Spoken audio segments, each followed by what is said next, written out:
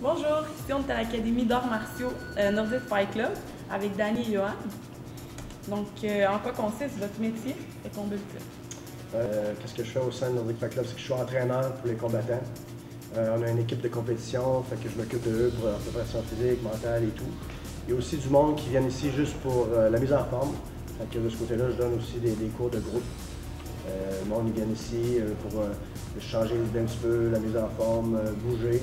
Fait que de ce côté-là, c'est moi qui enseigne pour les cours. Okay. En quoi vous aimez ce sport? Moi, le combat ultime, qu'est-ce que j'aime de ce sport-là? C'est le dépassement de soi-même.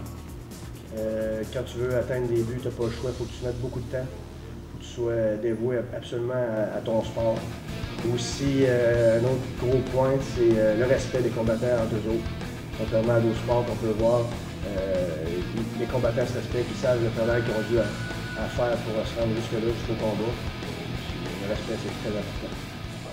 Depuis combien de temps exercez-vous votre métier?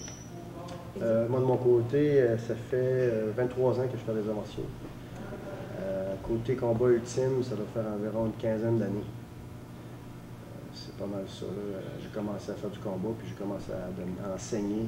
Ça doit faire environ 10 ans. Ça fait environ 7 ans que je suis dans l'organisation d'événements. J'ai commencé il y a 7 ans. OK. C'est bon.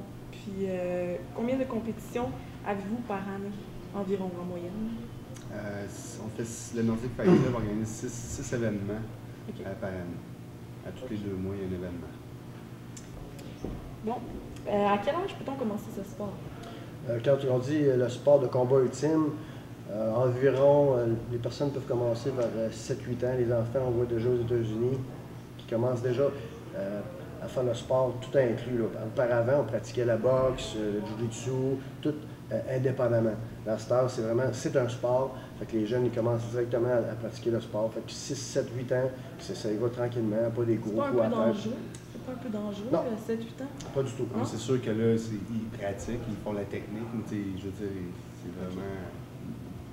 Ils donnent pas des coups, tout ça. OK. Contrairement à ce qu'on peut voir dans les combats professionnels, que c'est des petits gants à 4 onces, les jeunes qui 7 ou jusqu'à 20 ans, au combat amateur, les gants sont beaucoup plus gros, sont plus rembourrés. Fait que de ce côté-là, ils sont plus protégés. Aussi, au niveau des tibias, il y a des protections, justement, pour ne pas se blesser. Fait qu'il y a un côté vraiment sécurité de ce côté-là. Au sol, c'est du jiu-jitsu brésilien qu'on fait en grosse partie ici. On prend un contrôle sur l'autre, quand il y a des frappes, on essaie de prendre une position avantageuse pour frapper ou le soumettre.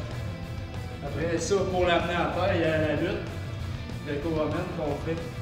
Soit à partir de là, pratiquer des projections pour l'amener à terre. Le brise-rein, exemple, je l'amène à terre. Je vais chercher une position avantageuse, je le contrôle, je frappe. Puis le debout, le stand-up que tout le monde connaît dans le fond, comme le kickboxing. Fait que les combats ultimes, ça mélange les trois.